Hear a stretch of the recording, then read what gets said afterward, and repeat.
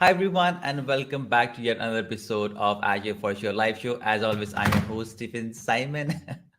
I'm just kind of messing up today. It's early in the morning at my place. So welcome back everyone in this very special episode of this series where we call it a product showcase, where we talk about a particular product. And for this episode, we're going to talk about our all favorite tool, and that is Microsoft Teams. I mean, I've been using Microsoft Teams a lot, especially during this pandemic.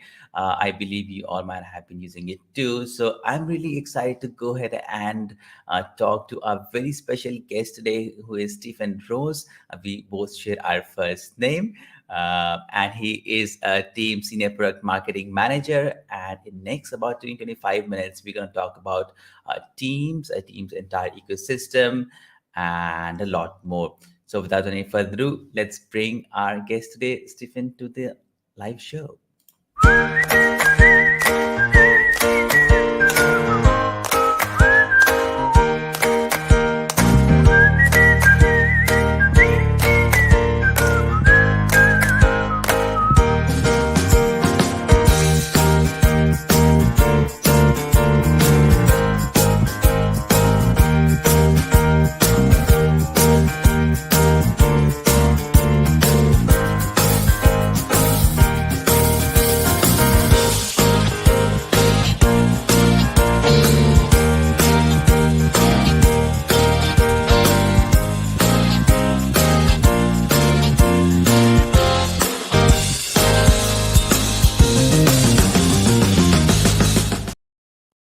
Hi, Stephen. Welcome to the Azure for Sure live show.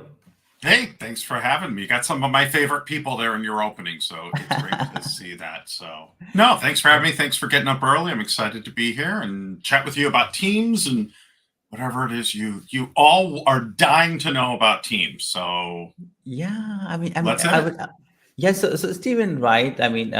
Before we could get into this all this teams and tech stuff, I'm joining from Delhi, India, right? What place we are joining today is from?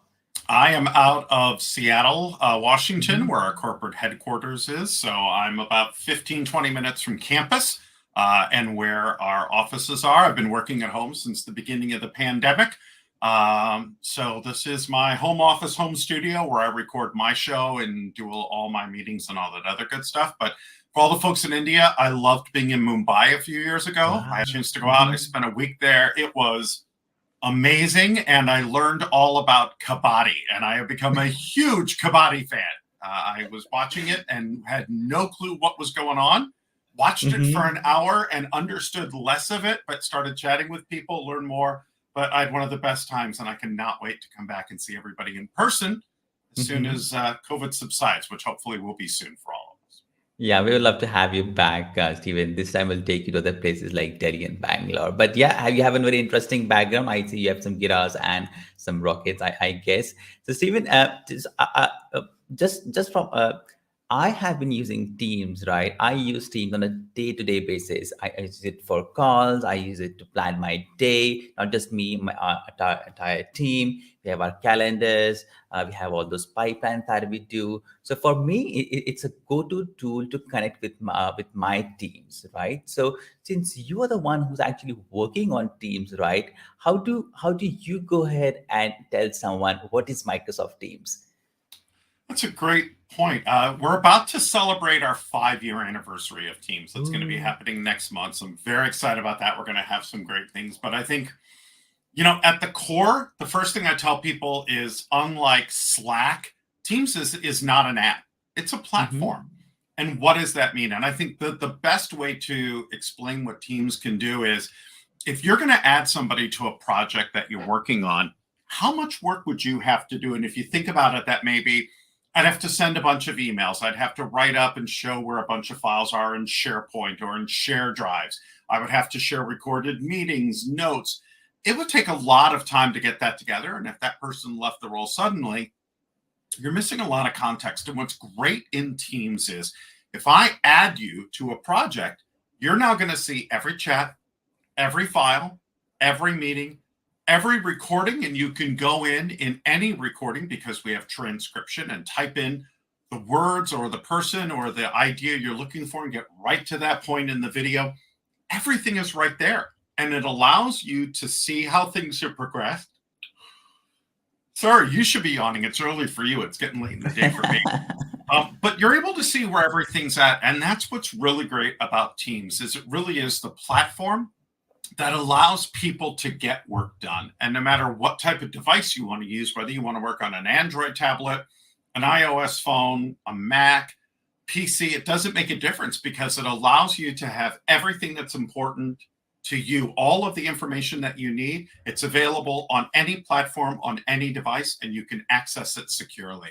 And that's really at the core of what makes Microsoft Teams, I think, so different. That and you're able to stay within the Chrome. You're not switching back and forth in Yeah. apps over and over and over again, like between the email app and the calling app and the project management app and all of these. Being able to stay in one place really helps to affect productivity because if you take a look at it, people are wasting about 9 minutes a day switching between apps. If you start multiplying that out by the end of the year, you're losing weeks and weeks of work going back and forth between these different applications, and you have to mentally switch as you move between them. So it really is becoming the place for work, whether you're in person or hybrid, and we're seeing benefits on both sides. Yeah, that's great. I love Teams, and you did mention that. And the best part that I like that sometimes when I don't have Teams installed in a system, it works amazingly even on the browser, right? So I really love that part. And Stephen, we have been looking. So Teams has been helpful throughout this pandemic, right? It has really helped us connect. But we saw that there was a continuous updates in the Teams app. I mean, they were like Yeah. very frequent updates. So how was working with the Microsoft Teams with Teams during the pandemic? Since you guys were pushing so many updates, was it really challenging to work? So I'm just kind of understand from behind the scene. Yeah, I think it's three things. I think number Mhm. one, at that point in time, we were seeing the end of life for Skype. So for a lot of folks, it Yeah. was we need to get off of Skype for business and we need to move to Teams if that's what we're going to do, or look at one of our competitor products. So that was really at the forefront. How do we make it painless for those folks? What we started to find as we moved in was there was basically three groups of people. There were the ones who had already done things like known folder move, which is a feature in OneDrive, which you can turn on at an enterprise level or you can use locally, PC or Mac, that basically redirects your desktop, My Documents, and your photos to OneDrive. Meaning, if I sit down at a brand new PC, within a few seconds after I log in, every icon for every file that I had on my desktop and in my Documents is there. It's in the Mhm. cloud, but I can see it locally. I can double click it, stream that version down, work with it, make changes, and then have it be in sync no matter where I go. But there were a lot of companies that still had X drives and Y drives and VPN. And what they found was as people moved home, it got very, very difficult for them to be able to do work easily. They were jumping through a lot of hoops. So we got a lot of that feedback back from people pretty quickly on what can we do to make this easier. And we realized it wasn't about why Teams, it really was how. It is how do we provide better resources? So we built out the adoption.microsoft.com pages, which Caruana and her team have done a phenomenal job on how to best drive adoption within your organization. We started the Inside Microsoft Teams show 2.5 years ago, and we're closing in on 1 million views, both across customers and MVPs that we've been working with. So that was the first part. The second part was we're on dog food internally. So we get Mhm. stuff before other people do. And there were some features we looked at and we're like, really? And other ones that you're like, thank goodness this is finally hit. And we get that input, but we did see a big shift on, trying to balance the evolutionary features that people needed with revolutionary features that were completely unexpected and came out of nowhere. So we had things like Loop, which we announced at Yeah. Ignite, which we've been playing with for a while, where you can create these live elements that you can drop into an email, a PowerPoint, Word doc, Excel, into a team conversation that are live and always being updated based on the work that's being done behind the scenes by other people involved, to things like Mesh, which I was chatting with a customer, Polaris, who talked about how they use SharePoint Spaces to do their take their conference that shows all the new products and features to all their employees and do it virtually. What we did find that was interesting was things like companies saying, we love chat and we are now encouraging people to chat during meetings. And I'm like, I'm sorry, what?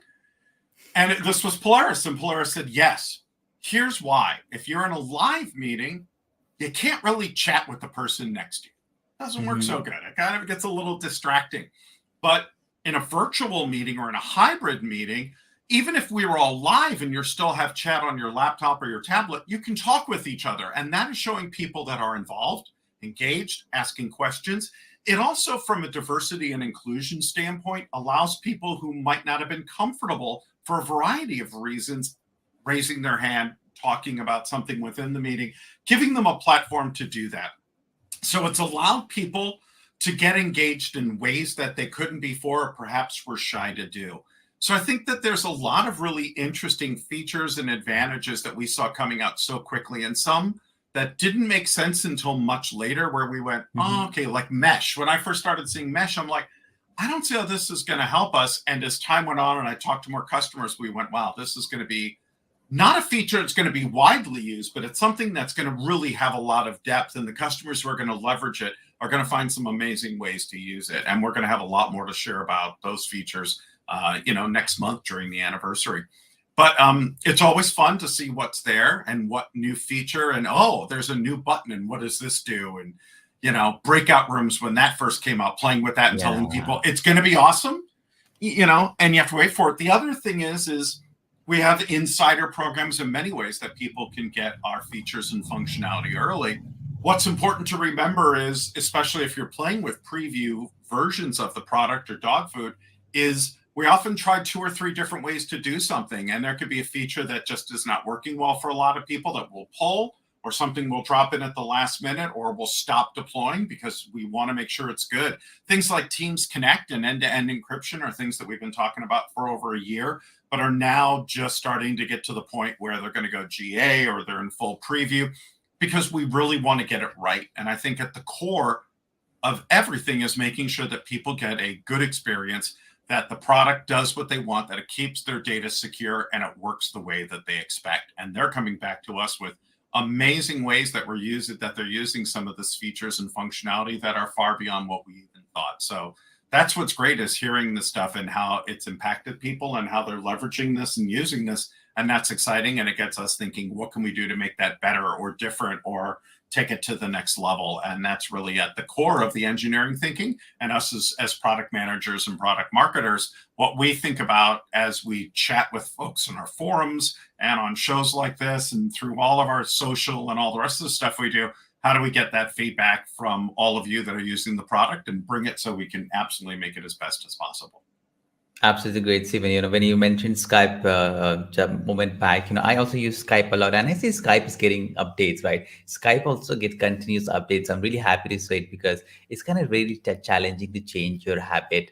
I love Skype too. Having said that, Stephen, you did mention that since there's a lot of update that keeps on coming, right? So, and you also talked about some of the customers that you always go and talk about. So is there any platform where one can go like, okay, this is the place I can go every month and check the updates, and this is the place I can go find the customers' previews and what are they talking about? Yeah, absolutely. There's a few really great resources for that one. The first one is a wonderful blog that is done by Holly Lehman from my team. I know that you've chatted with Holly before. And Holly now owns the What's New in Teams blog that we put out the first week of every month. And that lists all the new features and functionality that have been released. And it will say this has gone into preview. This is now general availability. And just because something's GA doesn't mean you're necessarily going to immediately get it. It can take a few weeks to roll out. But that's the first place, and that's on Tech Community, and that's a great place to see it from the highest level. If you're an IT pro or developer admin, and you can get into the admin center, there's, of course, Message Center. Message Center is a great way to see all those features and functionality. We do have a public roadmap. If you type in M365 roadmap.microsoft.com, I believe it is, you can see in our public roadmap, so you can see what's going to be released, when it's going to be released, and it moves through. We have key points in time like Build and Ignite, when we're going to do updates on where we're at with a lot of the features and functionality. We talk about new features and functionality on my show. And then across Tech Community, there's a ton of blogs as new features come out, where we'll often do double clicks on the specific features and functionality for IT pros, devs, and end user functionality as well, all within Tech Community and within the M365 blog. So there's a lot of different places that folks will get exposed to that information. And it really depends on what you're looking to get. Are you an IT pro admin that wants to understand what features are coming that will affect end users and can affect security? Are you an end user that just wants to know what's new and cool and what you can start to play with? Do you manage customers like government customers? So all of that are the kind of things that we keep in mind as we do it. And then for specific industries, we of course have industry pages, and our case studies.microsoft.com has our case studies where you can hear how our customers are using it. And my show is also focused in on customers. So we just had a great company that basically offers mental health telehealth. We chatted with them. We've had Lego on the show. We've had AEG, who owns a lot of stadiums and concert events and things like that. We had Polaris, the maker of the motorcycles and snowmobiles. We've had an all-solar power company that has contributed. And we have some really great guests coming up, including Special Olympics, who we're talking to, and some other guests like that. So we're always trying to find a variety of guests in different industries. And for us, and on my end, it really is not the why Teams. We're really trying to show you how and what you can learn from customers and MVPs and professionals like yourself on what you've learned from using Teams, what works, what's worked well, what hasn't, and how we can help you do that. So starting with our tech community is and our Docs platform are probably the two best places for folks to start. And then, of course, in Docs, we update and put in every update and every feature, so there's a full list there too. So a lot of different ways that you could get your information. It's what makes the most sense for you. Perfect. So everyone who's watching, you'll find the Stephen's podcast link in the chat. So you can go ahead and check it out. Having said, Stephen, I know that this is kind of off topic, but I have hosted many people, right? I mean, I will say about 600 guests I have hosted. And I've not found anyone like you who's so much passionate about the product. I mean, I've been hosting you for the last 20 minutes.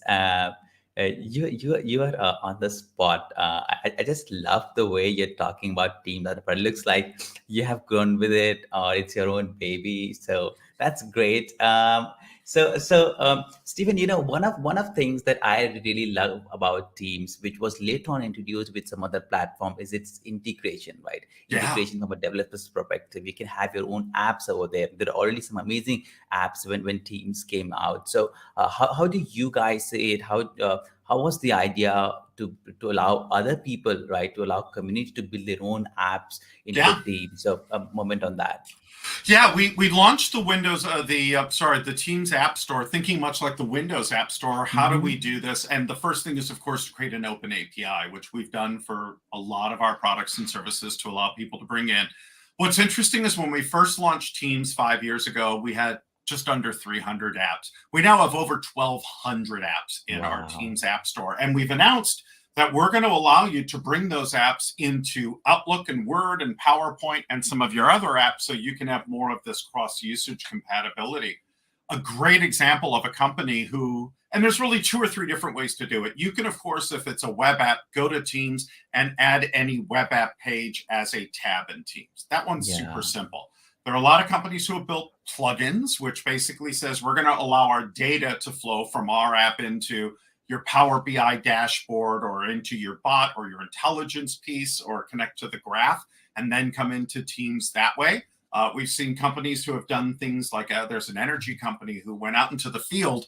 They would take pictures of their various equipment and send it back if there was a problem with it, a picture, and AI would look at it and say, nope, that looks good. It's probably configuration. I'm going to send it to this team. Or no, that looks broken. I'm going to send it to this team. So it would use artificial intelligence to bring that in.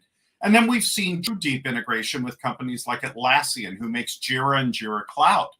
This is something newer. We mentioned it at Ignite. We just did a segment on our last show on it. And next month, we're going to be doing a large promotion around it. But you can actually take a text message that comes in via Teams and actually turn it into a help desk ticket if you're an IT pro, or into an action item if you're using it for a developer via Jira Cloud and the rest of the Atlassian and Jira apps.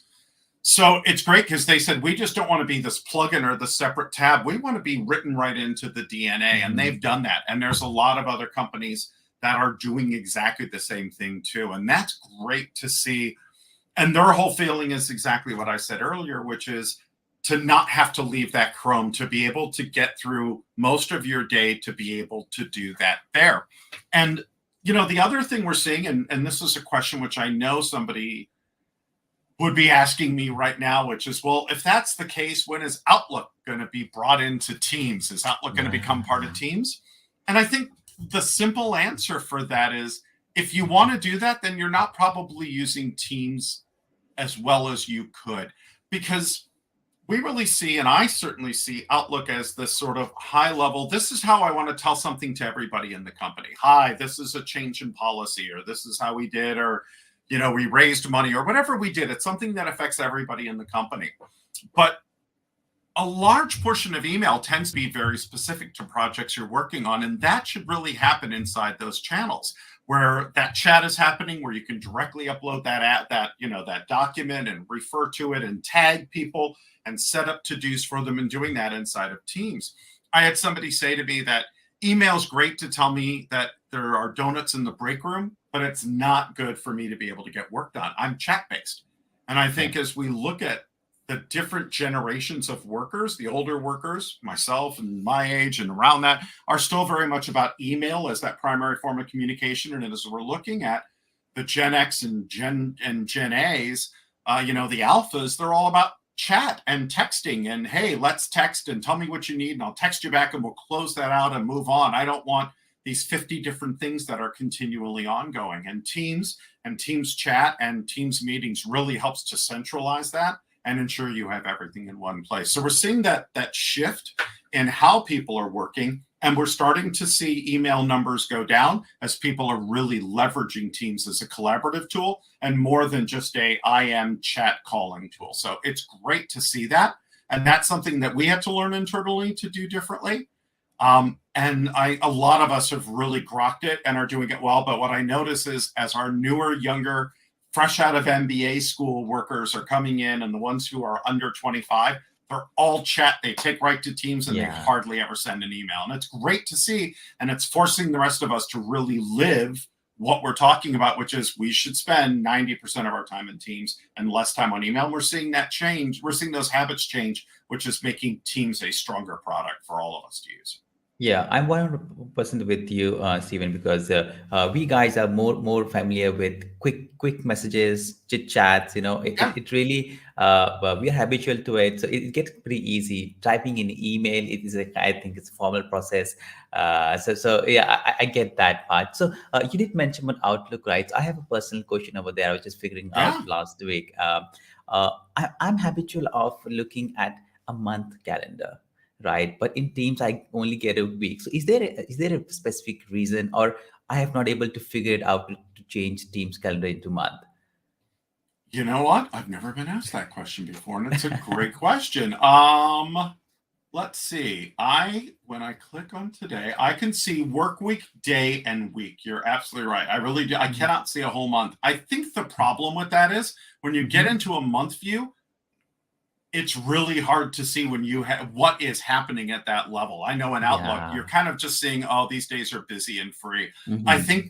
I don't think a lot of folks are, I would assume that we've done some research that shows that people are not really using month view as much.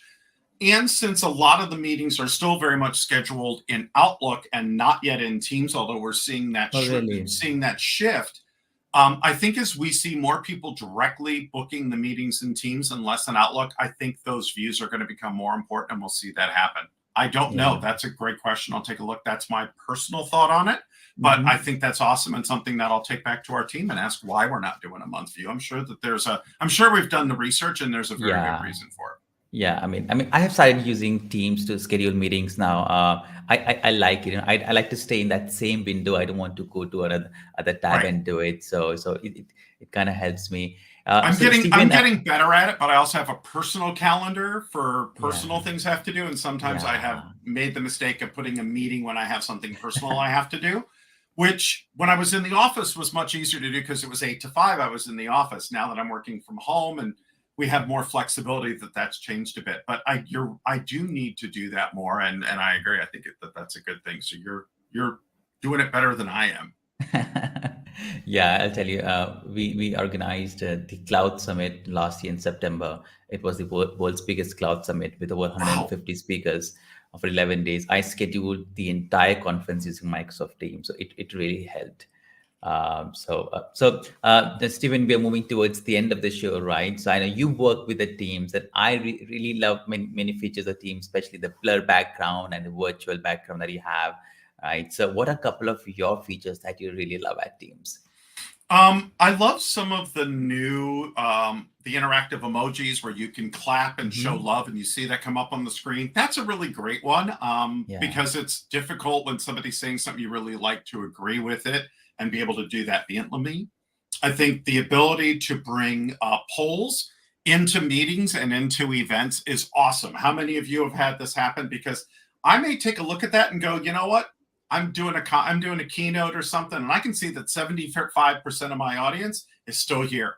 If I talk about this, it's not going to make any sense to them. So that ability to get that feedback immediately, and I love there's a cool program called Kahoot where you can do a whole yeah. bunch of things, and that directly goes into Teams, and we can bring that right in.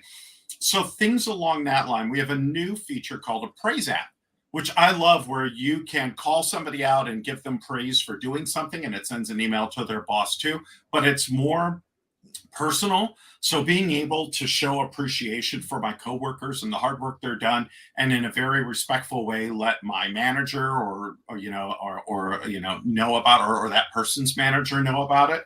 I absolutely love. I love the blur and the blurred backgrounds and all the different backgrounds you can use. Although I'm not a big background person, I know for a lot of people it's super Yeah. critical. And I love now noise canceling because I have Hmm. dogs, and if if the Amazon guy stops by and delivers something, you cannot hear my dogs. And now we're allowing music to be able to be played. So now we're bringing more multimedia.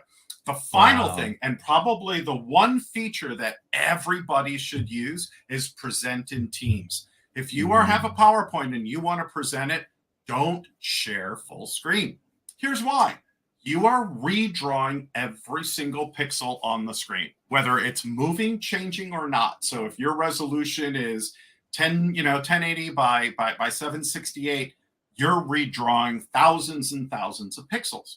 When you use present in Teams, you're just showing the slide, which means you can see all the people that are in the meeting and still see the chat.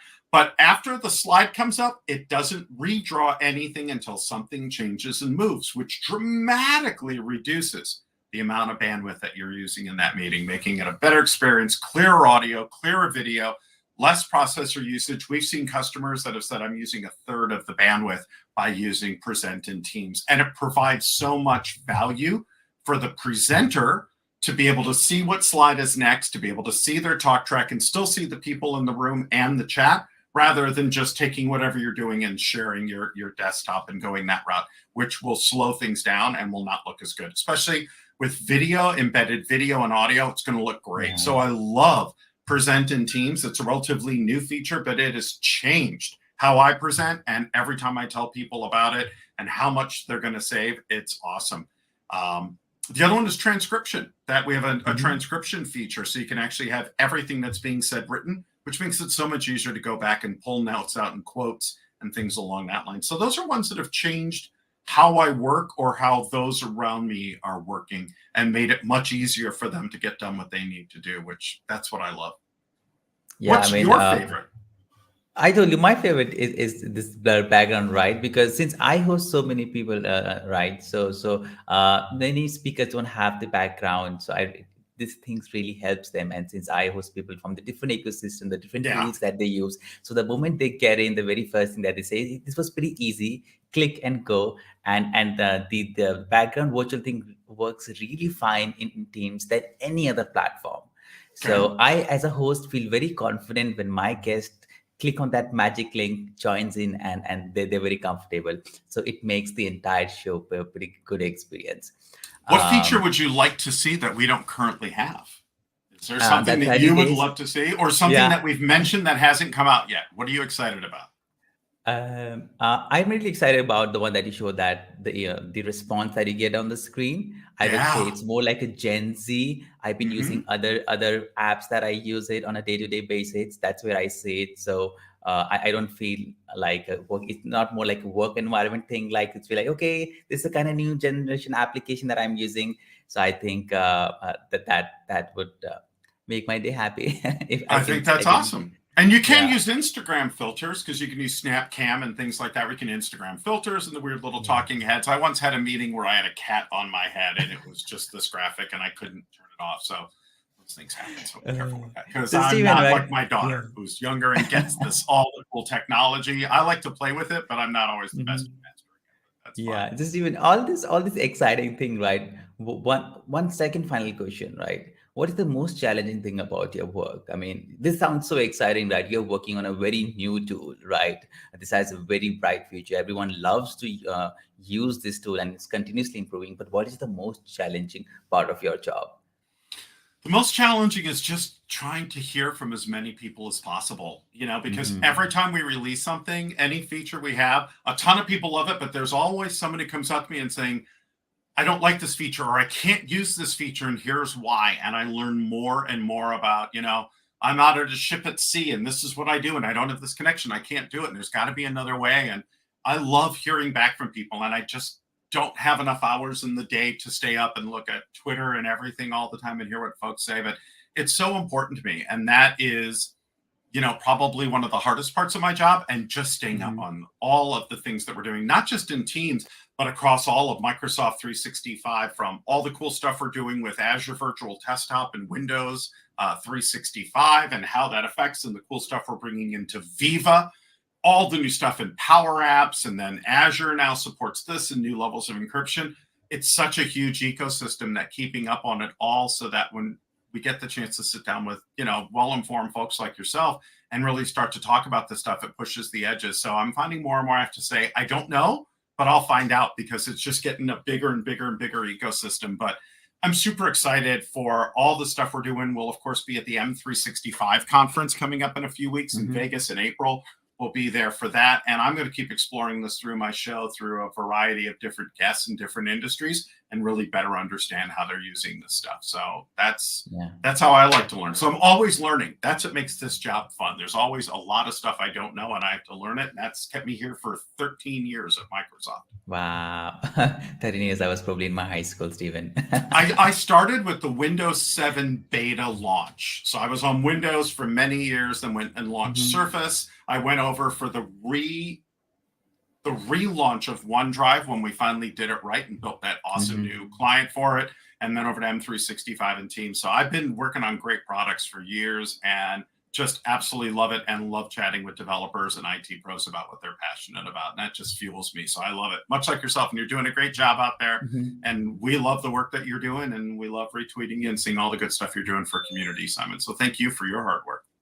Thank you, Steven. So, Steven, apart from all this tech stuff, right? So, what do you do when you get free time? This is my final question. What do I do when I get free time? I see I'm the guitars learning. over Yeah, I'm there. learning how to play bass. I don't play it very well, but I love the Mhm. fact, because I'm not that great, I really have to concentrate when I'm playing, and that frees up, my day. I'm a gamer, so I certainly love to game. I got my Xbox over here, so I like to play Xbox, and we have a whole menagerie of animals, of dogs and cats and things, and just spending some time with them, just that makes me happy. So that's what I do Yeah. to relax.